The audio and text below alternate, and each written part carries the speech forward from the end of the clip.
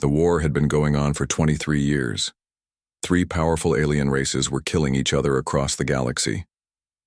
The Zephyrian Collective controlled the northern sectors with their massive fleets. The hegemony of Krex ruled the eastern regions through pure military might. The Vortani Empire dominated the southern worlds with their advanced technology. Billions were dead.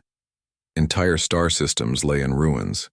Trade routes that once connected thousands of worlds were now battlefields. The economy of the galaxy was falling apart. Even the neutral worlds were starting to suffer. That was when they decided to call for help. Not from another powerful alien race, but from the humans of Earth. The same humans they had been ignoring for the past 2 centuries. The same humans they called primitive and backward. Admiral Jake Morrison stood in the shuttle bay of Concordia Prime, the largest neutral space station in known space. He was 58 years old with gray hair and tired eyes.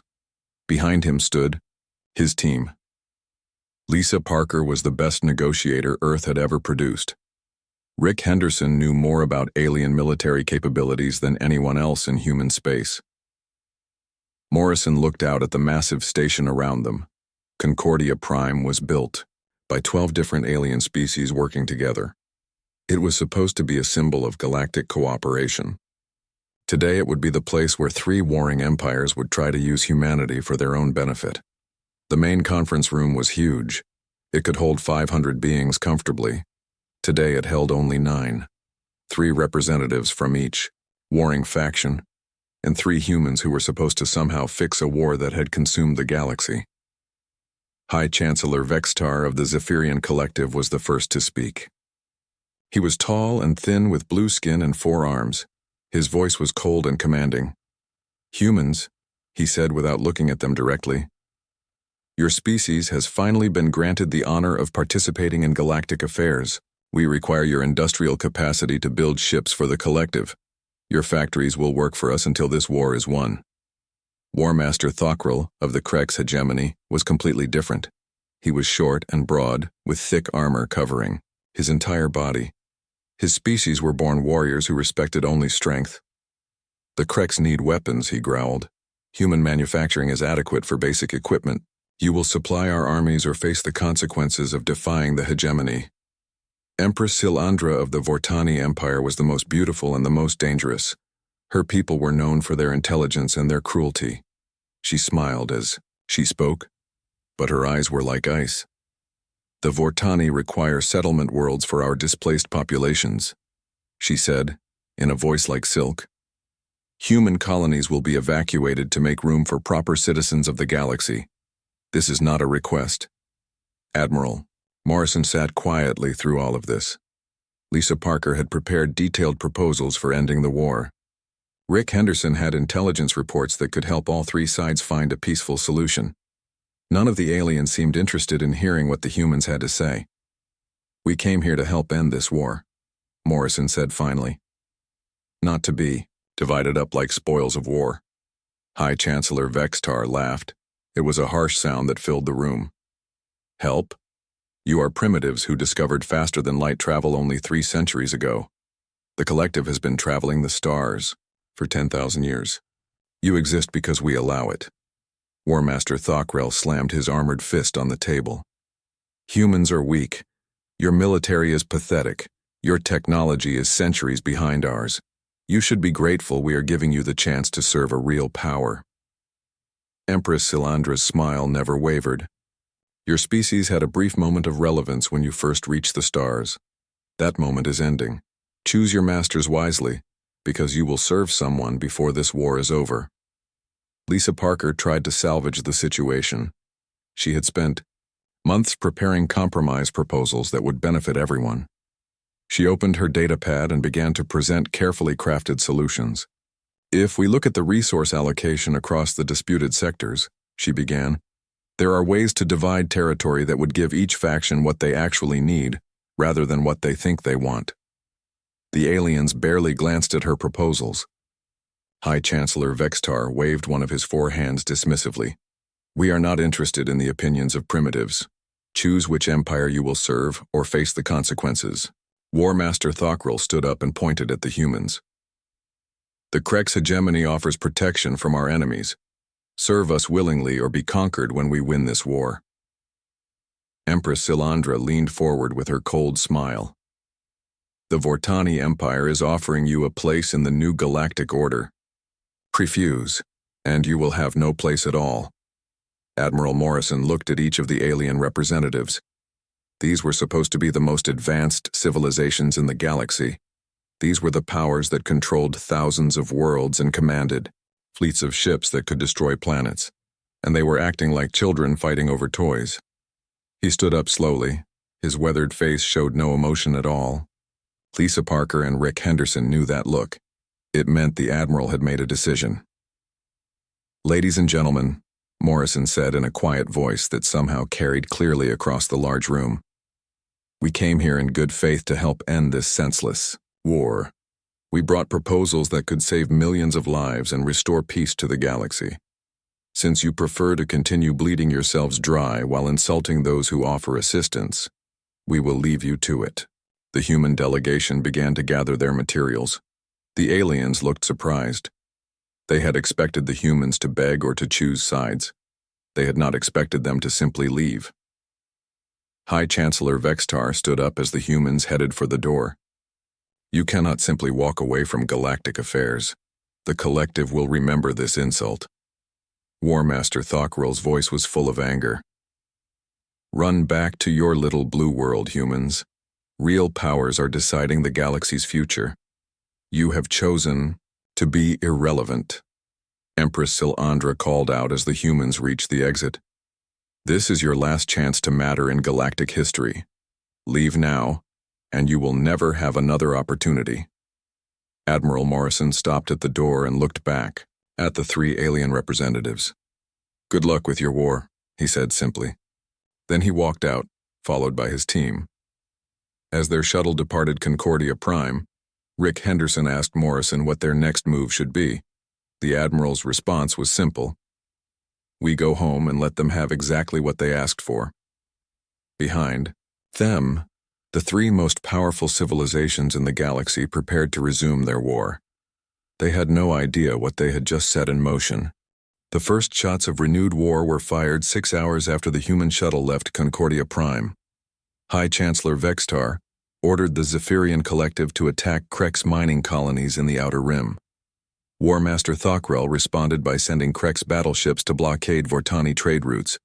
Empress Silandra launched her own counterattack against Zephyrian civilian transports. The three empires threw themselves into battle with new fury. Without humans to worry about, they could fight as brutally as they wanted. Each side believed they would win quickly now that the primitive humans were gone. On Earth, Admiral Morrison stood in the Pentagon briefing room. President Karen Williams sat at the head of the table with her cabinet. The Global Defense Council had been meeting for 3 hours straight. "The aliens have rejected our help," Morrison said.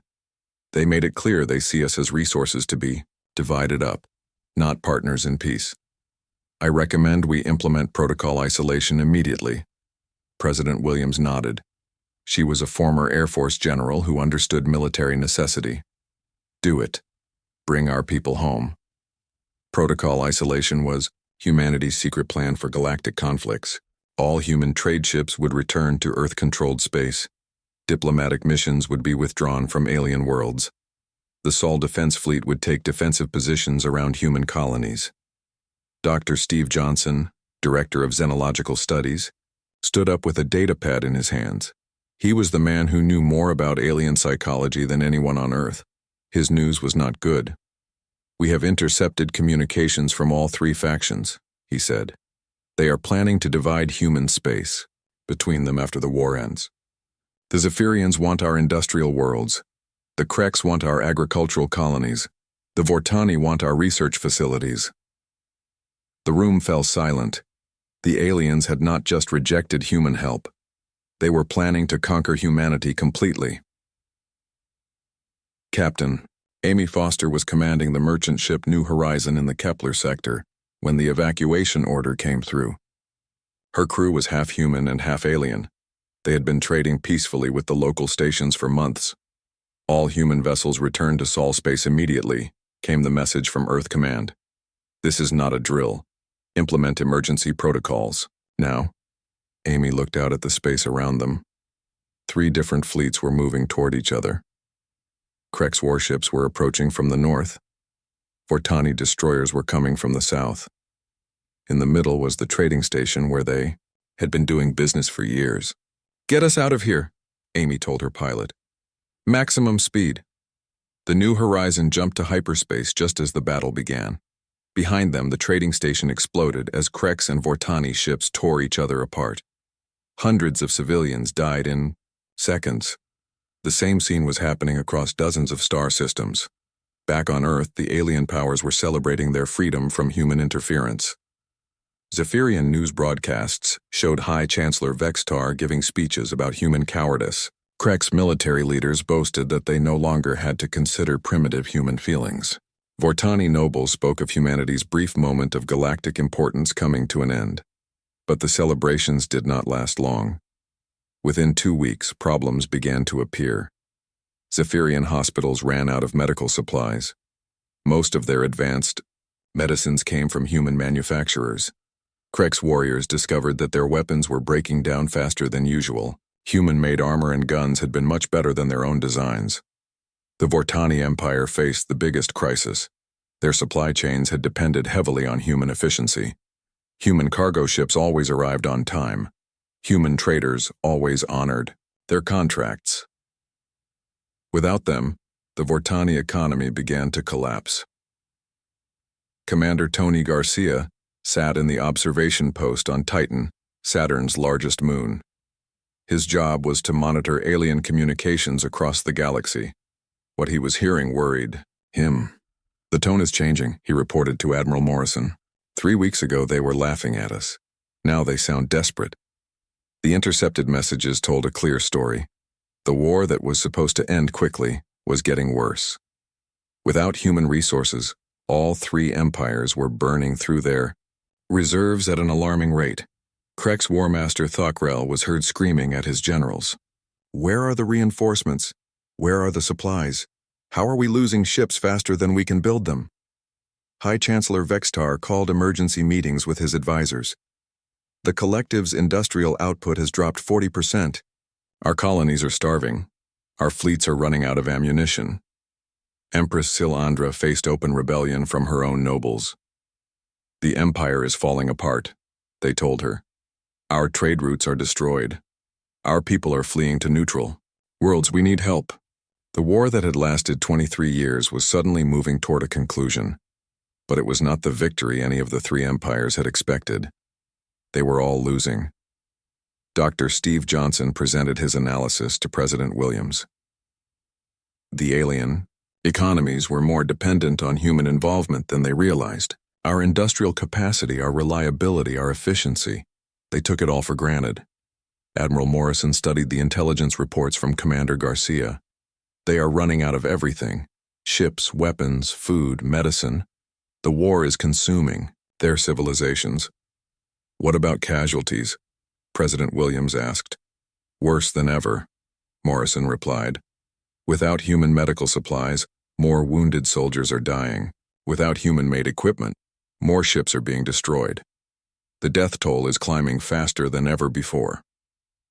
The 3 empires had wanted to fight without human interference. Now they were getting exactly what they had demanded. The galaxy was burning, and they had no one to blame but themselves. Captain Amy Foster made it back to Earth space safely, but her alien crew members were not so lucky. They had families on worlds that were now battlefields. They asked her to contact their governments to ask for peace, to somehow stop the madness. "I tried," Amy told them. "We all tried." They did not want to listen. As the second month of renewed war began, something unexpected started happening.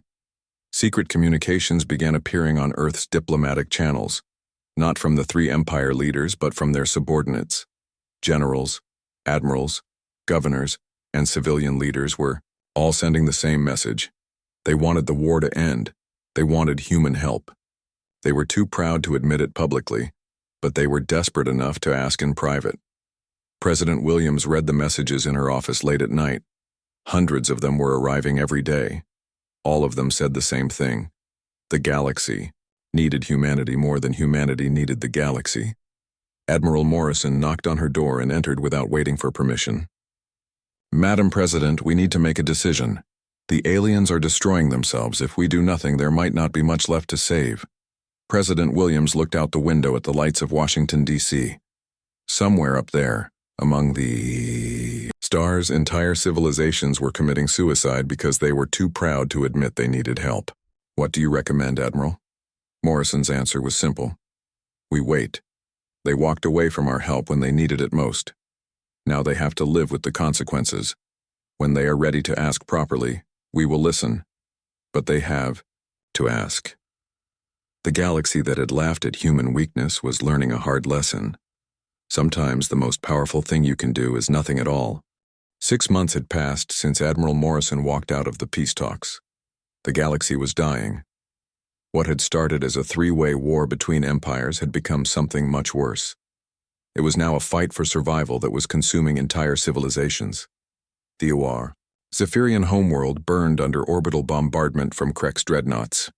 The massive blue planet that had been the center of their civilization for 10,000 years was now a smoking ruin. Billions of Zephyrians were dead or fleeing to refugee camps on distant worlds. The hegemony of Kreks had lost their primary manufacturing center to a Vortani antimatter attack. The industrial world of Kreks Prime, which had built warships for centuries, was now a radioactive wasteland.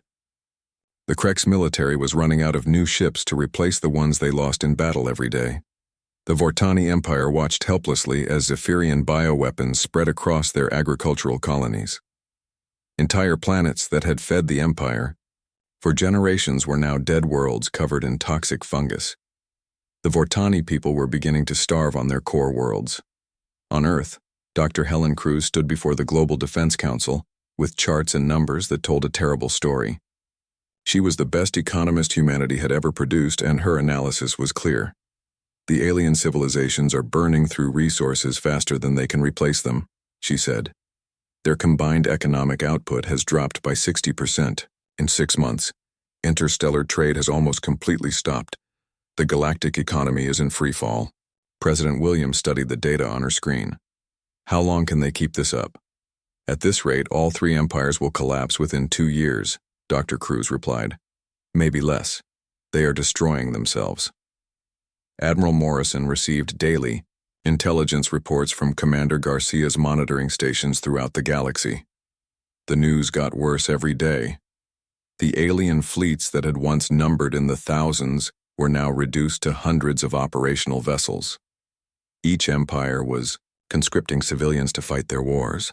Even children and elderly aliens were being forced into military service.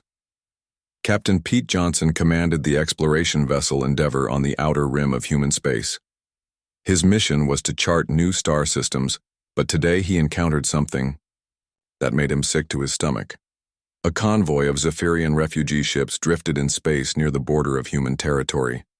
Their hulls were damaged and their life support systems were failing. Thousands of aliens who had once been proud citizens of a galactic empire were now begging for help from the humans they had called primitive. "Please," the Zephyrian convoy leader transmitted to the Endeavour. "We have children aboard, we have sick and wounded. We will give you our most advanced technologies in exchange for food and medicine." Captain Johnson followed Earth protocols. He provided emergency assistance to prevent immediate deaths, but he also reported the encounter to Earth Command.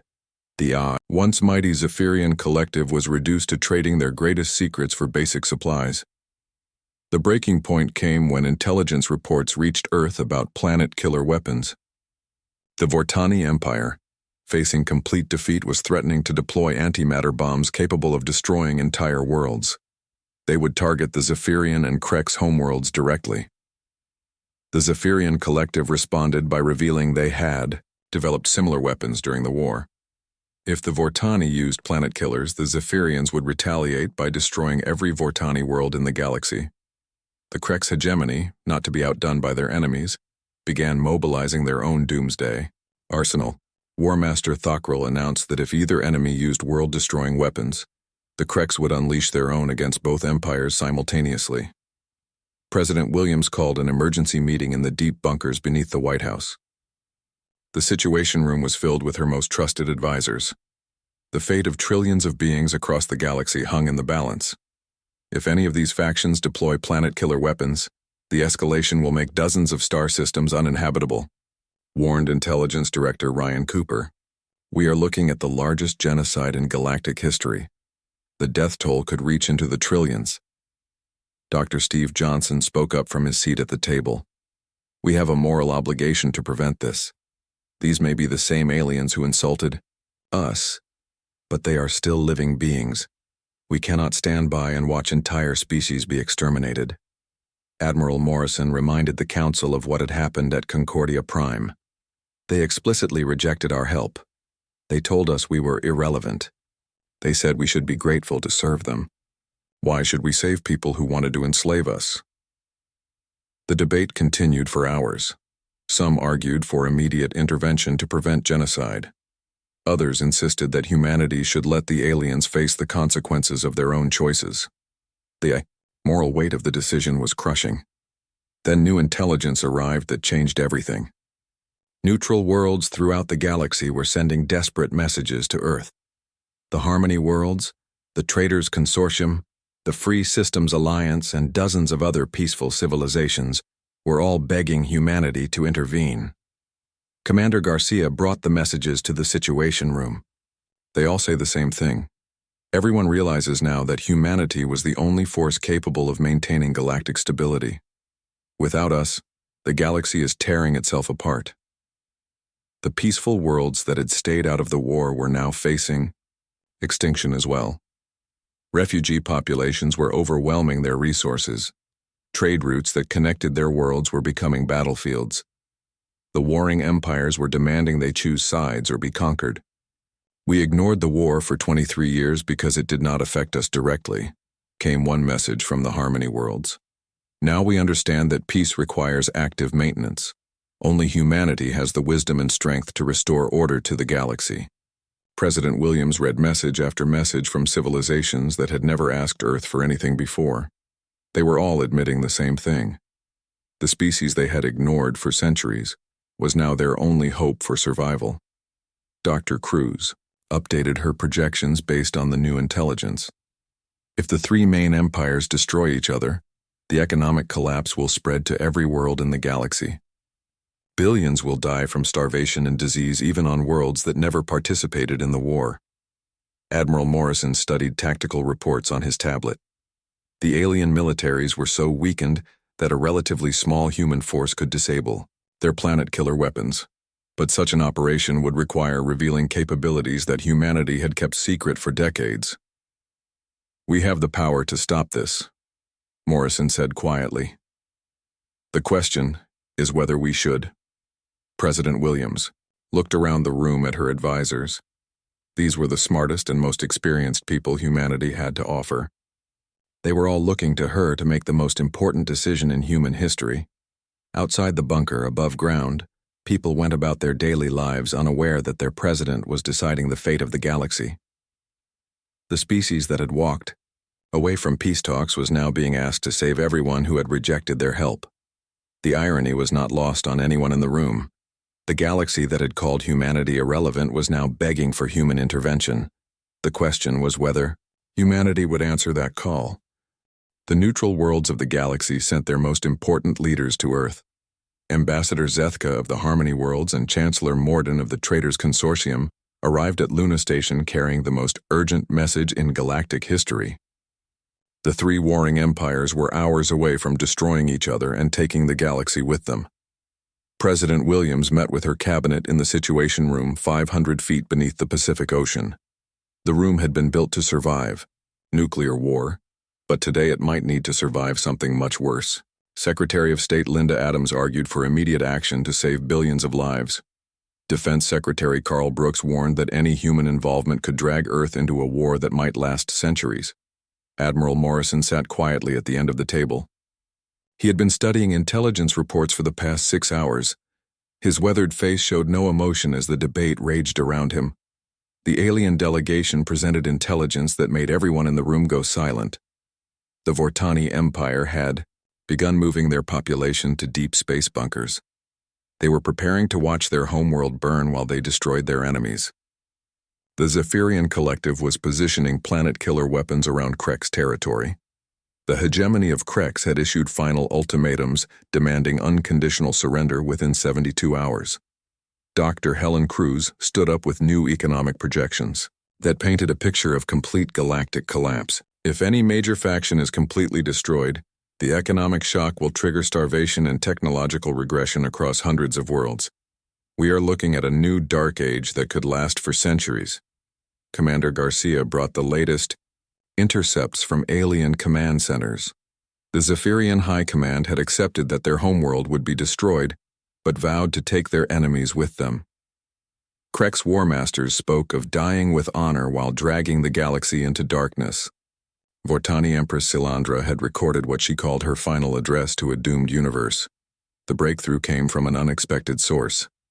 Captain Amy Foster, still stranded in alien space after evacuating months earlier, managed to establish a communication link with Earth. Her message was broadcast live to the Situation Room. "The civilian populations are in full revolt," she reported from her hiding place on a neutral trading station. "Zephyrian citizens are storming government, buildings trying to stop the launch of planet killers. Krek soldiers are refusing orders to activate doomsday weapons. Vortani nobles are abandoning their empress and fleeing to other star systems." The alien people knew their leaders were about to commit species suicide. They were desperately trying to prevent the apocalypse, but their governments were beyond reason. Admiral Morrison finally spoke. His voice was calm and steady, but his words shocked everyone in the room. "We have the military capability to simultaneously neutralize all three factions' doomsday weapons, but we would have to act within the next 18 hours. President William stared at him. "What are you talking about, Admiral?" Morrison activated a holographic display that filled the center of the room. It showed the positions of human fleets throughout the galaxy, fleets that were supposed to be defending human colonies, fleets that were much larger and more advanced than anyone outside the military had known. "For the past 50 years, we have been allowing alien civilizations to believe we were technologically inferior," Morrison explained. "We use this deception to gather intelligence and develop strategic advantages. Every time they called us primitive, we learned more about their weaknesses." The revelation stunned the room. Humanity had not been struggling to keep up with galactic civilization. They had been deliberately appearing weak while building capabilities that surpassed every other species in the galaxy. "You mean we could have ended this war at any time?" Secretary Adams asked. "We could have ended it before it started," Morrison replied. "But intervention would reveal the true extent of human advancement. Our strategic deception would be over, forever. The galaxy would know that humanity is the most powerful force in known space." Defense Secretary Brooks leaned forward. "What would such an operation involve?" Morrison manipulated the holographic display to show tactical projections. 12 strike groups positioned at key points throughout the galaxy. Simultaneous attacks on all planet-killer installations. We would need to disable the weapons without harming civilian populations. It would require precision that no other species possesses. The moral weight of the decision was enormous. For decades, humanity had maintained peace through careful diplomacy and strategic deception. Intervention would end that forever. The galaxy would never see humanity the same way again. President Williams studied the faces around the table. These were the people she trusted most in the world. They were all looking at her to make a decision that would change the course of galactic history. "What are the risks?" she asked. Admiral Morrison's answer was brutally honest. "If we reveal our true capabilities, every species in the galaxy will either want to ally with us or destroy us. There will be no middle ground. No more being underestimated. No more being ignored. And if we do nothing, trillions die. Galactic civilization collapses. The survivors spend the next 1,000 years rebuilding from radioactive ruins." The room fell silent. Outside, billions of humans went about their daily lives unaware that their president was about to decide whether humanity would remain hidden or step forward as the galaxy's new guardians. Ambassador Zethka's final message played on the communication system. The Harmony worlds have maintained neutrality for 800 years. Today we break that neutrality to beg Earth for help. You are the only hope for peace in our time. Chancellor Morden's voice followed. The Traders Consortium has conducted business with every species in the galaxy. We have seen the rise and fall of empires. Never have we seen a crisis that only one species could resolve. That species is humanity. President Williams made her decision. She looked directly at Admiral Morrison and spoke the words that would change everything. Admiral Morrison, you have authorization to deploy the Sol Defense Fleet. Our orders are simple. Prevent galactic extinction, regardless of the political consequences. Morrison nodded and activated his command communicator. This is Admiral Morrison to all fleet commanders. Operation Galactic Dawn is authorized. Deploy to your assigned positions immediately. Across human space, massive fleets that had been hidden for decades began to move. Ships with capabilities that would shock the galaxy started their journey to 12 different star systems. The species that had walked away from peace negotiations was returning as something completely different. They were no longer mediators or junior partners in galactic affairs. They were coming back as the most powerful military force the galaxy had ever seen. The aliens who had laughed at human weakness were about to discover what human strength really meant. The human fleets emerged from hyperspace at exactly the same moment across 12 star systems. For the first time in galactic history, a coordinated military operation was happening faster than light-speed communication could travel.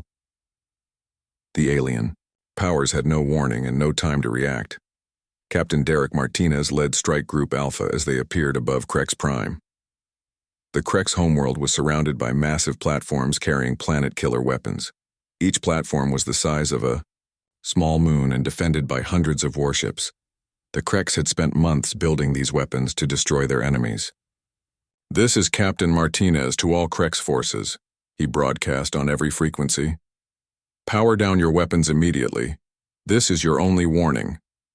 The Krex War Master commanding the platforms laughed over the communication channel.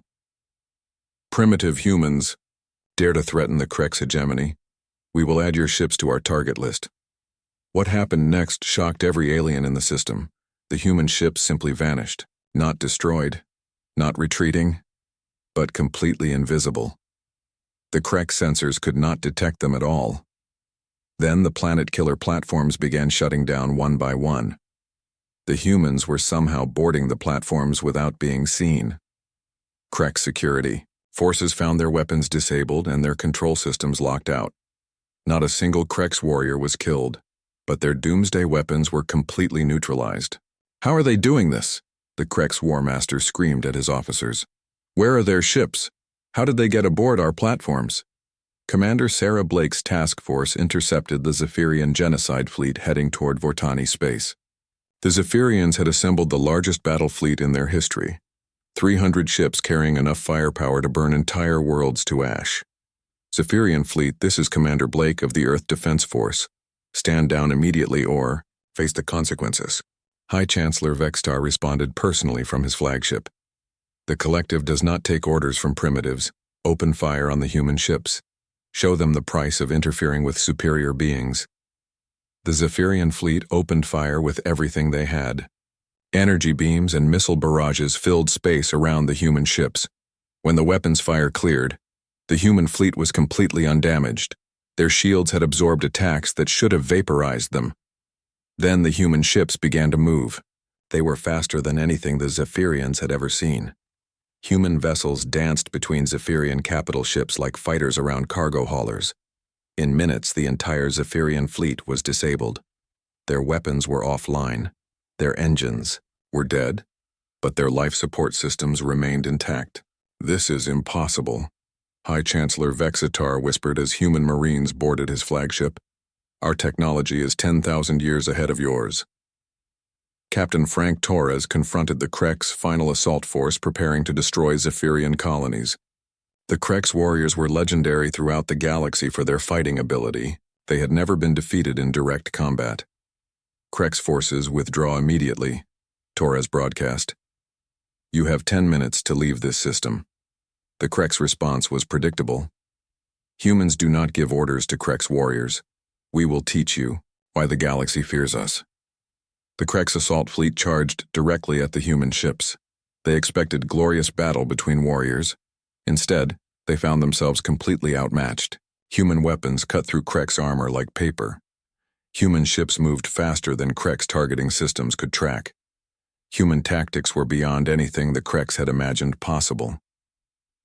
In less than an hour, the most feared military force in the galaxy was helpless. Every Krex ship was disabled, every weapon was destroyed, but every Krex warrior was alive and unharmed. The three faction leaders watched these events from their command centers with growing horror. High Chancellor Vextar realized that humanity could have ended the war at any point during the past 20 years. War Master Thockrell understood that human primitive weapons were actually decades ahead of Krex technology. Empress Silandra recognized that Earth's insignificant military could conquer the entire galaxy without breaking a sweat. President Williams addressed the galaxy from the United Nations building in New York. Her broadcast reached every inhabited world simultaneously using human communication networks that aliens had never known existed. People of the galaxy, she began in a calm, steady voice. The war ends now. All planet-killer weapons have been neutralized. All fleets capable of genocide have been disabled. Any attempt to resume hostilities will be met with immediate intervention. The immediate aftermath was chaos. Panic spread through alien command structures as the implications became clear. Humanity had not been struggling to keep up with galactic civilization. They had been watching and learning while appearing harmless. The species that everyone had dismissed as primitive was actually the most advanced civilization in known space. Dr. Steve Johnson's teams began documenting the psychological impact on alien populations. Entire civilizations that had built their identity around superiority were forced to confront the reality that humans had surpassed them while pretending to be inferior. The shock triggered mass protests, government collapses, and social upheaval across multiple worlds. The formal surrender came not from the faction leaders, but from their own people. Zephyrian civilians filled the streets demanding their governments surrender. Krex warriors openly refused orders to continue fighting. Vortani nobles abandoned their empress and fled to neutral worlds. Admiral Morrison established the Galactic Peacekeeping Authority with headquarters on Concordia Prime. The same station where aliens had mocked human mediation efforts now became the center of human-enforced galactic peace. The irony was not lost on anyone involved. 3 months later, President Williams met with the same alien delegates who had insulted humanity during the original negotiations.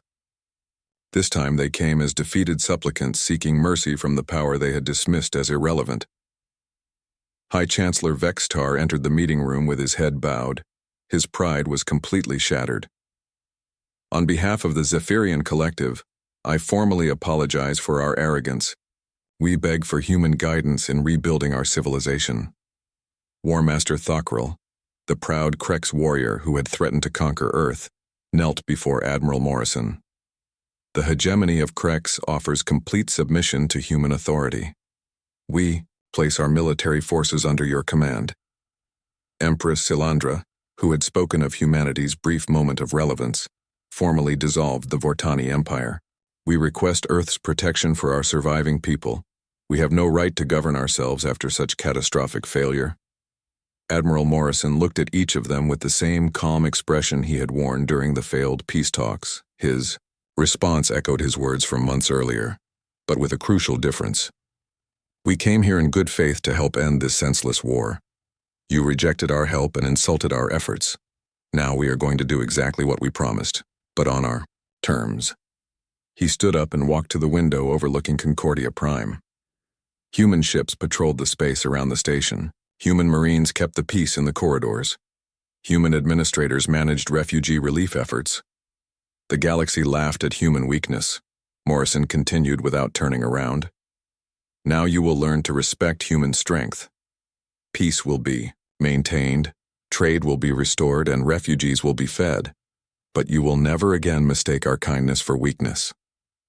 The galaxy that had scorned humanity's offer of help now lived under human protection. The species that had walked away from negotiations had returned as the undisputed masters of galactic civilization. and everyone finally understood the most important lesson of all. When humans offer help, you should take it.